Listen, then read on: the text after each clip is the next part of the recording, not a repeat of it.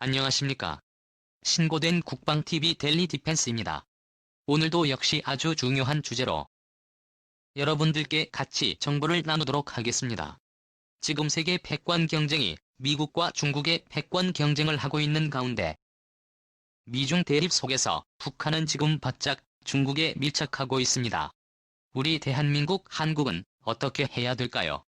한국도 중국에 붙어야 될까요? 아니면 미국 편에 서야 할까요?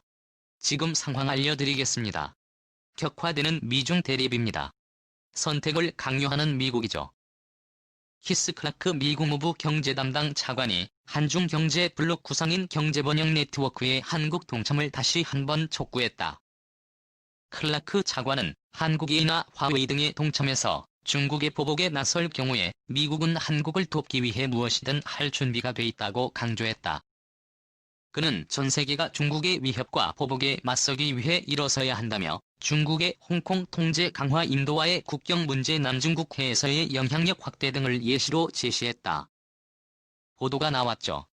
그러니까 화웨이 제재에 동참해서 혹시 만약에 그로 인해서 중국이 경제보복 또 다른 분야에서 보복을 하면 미국은 어떤 방법을 동원해서라도 한국을 지켜주겠다 이 말을 하는 것인데 그렇게 반중 네트워크에 동참하라 이렇게 강요를 하고 있는 것입니다. 자 그러면 이 강요가 정말 우리는 여기에 들어가서는 안 되는 것인지 여러분들 생각은 많이 다를 수 있겠죠. 이런 상황에서 역시 계속 선택을 강요하고 있는 미국인데 이 부분에 대해서 사실은 중국은 굉장히 이 부분에 대해서는 사실은 감춰왔었습니다. 그러나 이제 중국도 이제는 더 이상 감출 수 없다. 이제는 좀 우리 자신이 있다라는 그런 생각을 했는지 중국 관영 매체가 이 부분에 대해서 본격적으로 보도를 했습니다. 바로 2월 22일 보도를 했고 2월 23일 날 이 보고서가 발간됐는데요. 보시겠습니다. 중국과 미국의 대립과 군사관계 악화로 인해 충돌 위험이 현저히 커졌다는 것은 분명하다. 미국은 많은 병력을 전진 배치하고 군사동맹을 강화했으며 중국을 겨냥한 도발 행위를 집중적으로 벌였기 때문에 중국은 주권을 수호하기 위해 국방 예산을 늘리고 군사력을 증강할 수밖에 없었던 것이 사실이다. 분쟁 격화는 지역 내 다른 국가들이 원하지 않은 일이지만 중국과 미국 사이에 군사적 충돌이 발생하면 어쩔 수 없이 어느 한쪽을 선택해야만 할 것이다. 라고 중국의 국책연구기관 남중국 해연구소가 보고서를 냈어요. 환구시보가 보도를 했는데 그러니까 지금 중국이 자신이 있다. 이 충돌을 더 이상 감출 수 없다. 또 충돌을 피할 수 없다. 이런 상황을 하게 된 것이죠. 만약에 충돌하면 주변국들 미국이냐 중국이냐 어느 한쪽에 설 수밖에 없다고 선택해야 한다. 이렇게 하는 것입니다. 그러면 선택해야죠. 우리가 어떻게 선택해야 합니까? 이런 상황에서 중국에 밀착하고 있는 북한입니다. 연일 계속되는 대미 비난 공세를 하고 있습니다. 바로 원래 북한이 있긴 하지만 제가 여기 적어놓은 것은 중국과의 문제에 있어서 북한이 한 수 거들어서 중국 편을 들어서 미국을 비난하는 그런 행위예요. 중국 비난은 사회주의를 영도하는 중국 공산당의 영도를 악랄하게 가는 것이다라고 노동당국자도 담화에서 이렇게 이야기를 했고요. 9월 3일 날 조선중앙통신은 중국을 현존하는 위협이라는 홈페이지의 주장 망발이다라고 이야기를 하고 6월 1일 조선중앙통신은 프라이드 사태에서의 미국 경찰들의 진압하는 모습 이런 것들을 보여주면서 기마경찰의 말발에 그것이 미국의 자유와 민주주의다라고 하면서 미국이 이렇게 세게 억압한다. 우리는 양반이지 않느냐고 했는데 정말 황당한 소리죠. 그리고 이제 박상학 대표 같은 탈북자 단체들에서 대북전단을 날리는 이런 것을 보고 미제가 곳곳에 돈을 뿌려 전쟁 불씨를 날리고 있다. 이렇게 이야기했어요. 그러니까 박상학 대표의 자유북한 운동연합이라든지 이런 대북전단지를 내는 이런 단체들 사실은 미 국무부 경제 지원으로 사실 그렇게 하고 있는 거 다 공공연히 알려진 사실이죠. 또 우리가 알고 있는 여러 북한 방송 자유북한 방송이나 이런 북한 대북 방송들을 다 그것도 대부분 미 국무부에서 해서 운영하고 있는 거 알고 있습니다.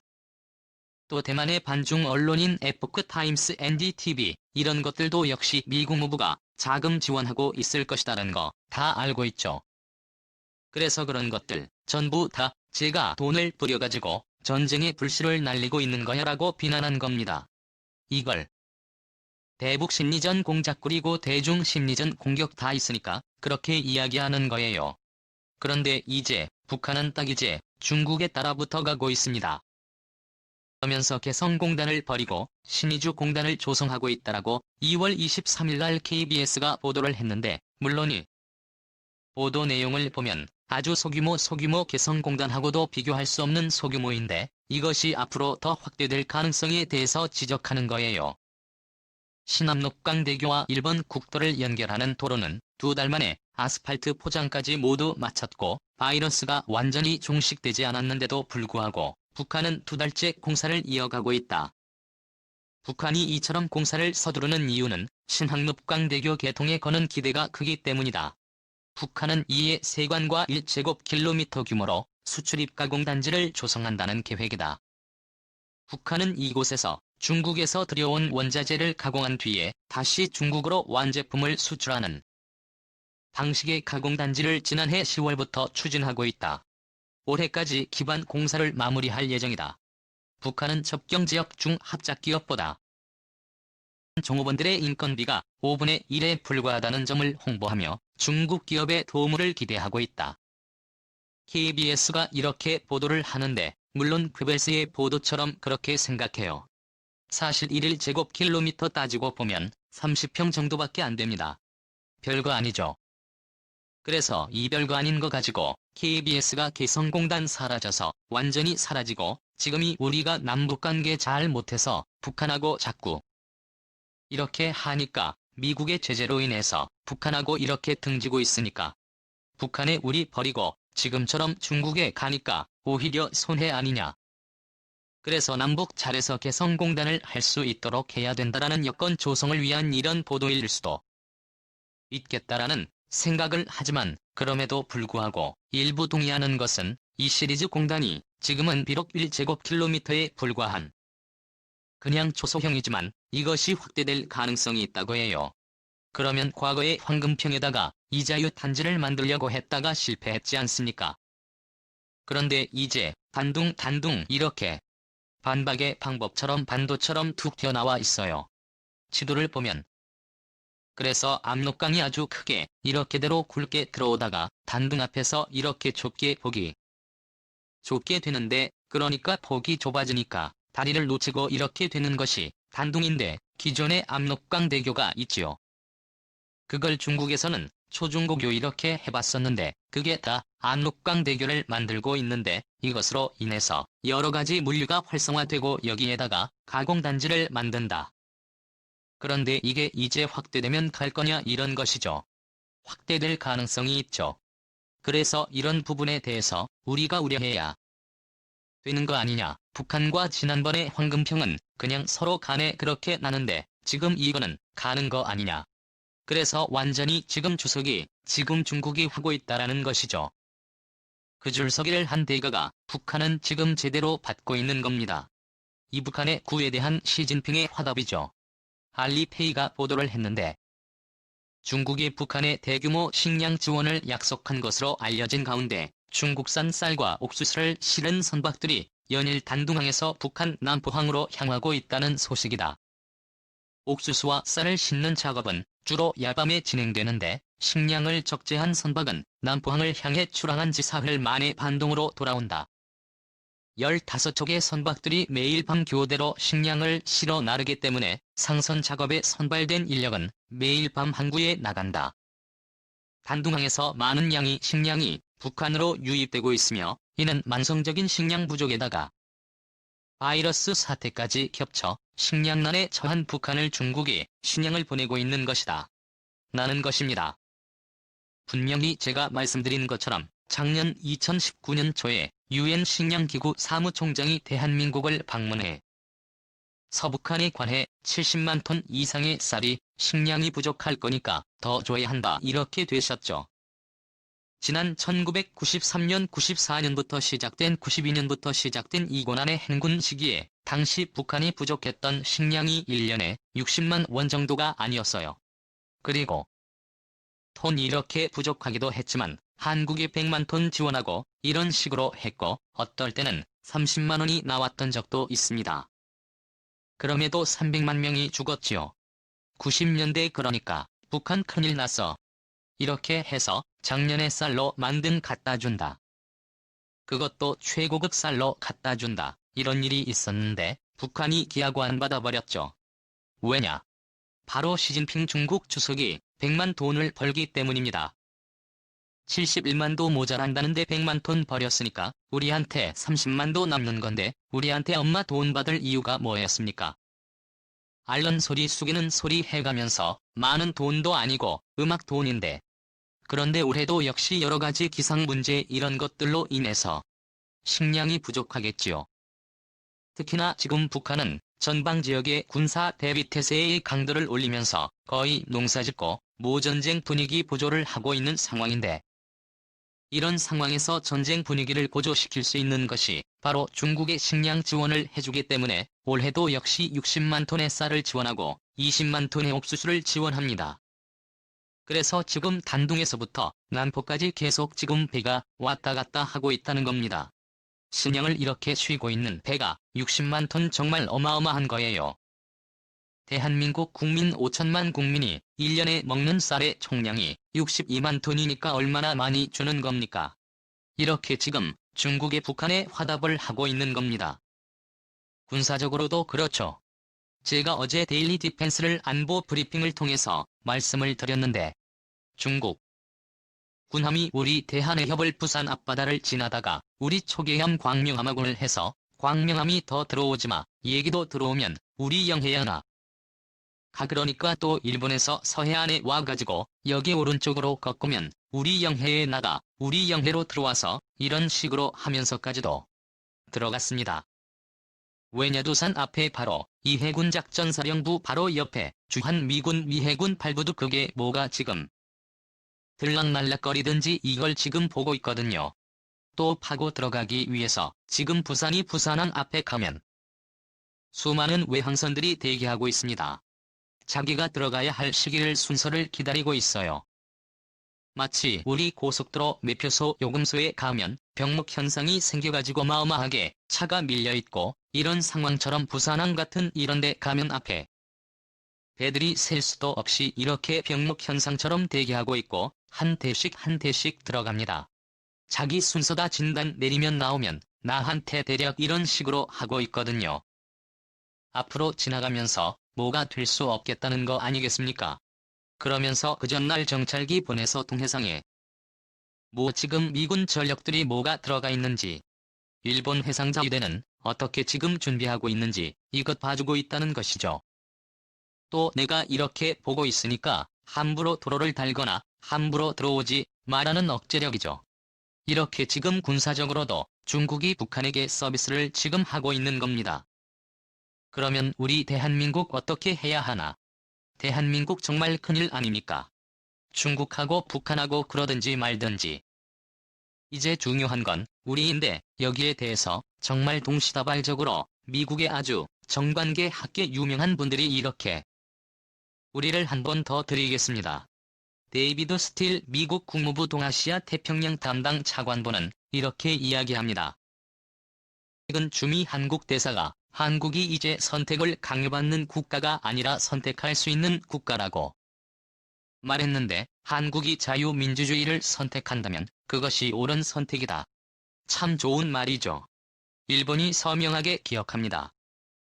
제가 대학 다닐 때 일본에서 미국에게 뭐라고 할 수 있는 나라가 되자라는 책이 베스트셀러가 되고 난리가 났었죠.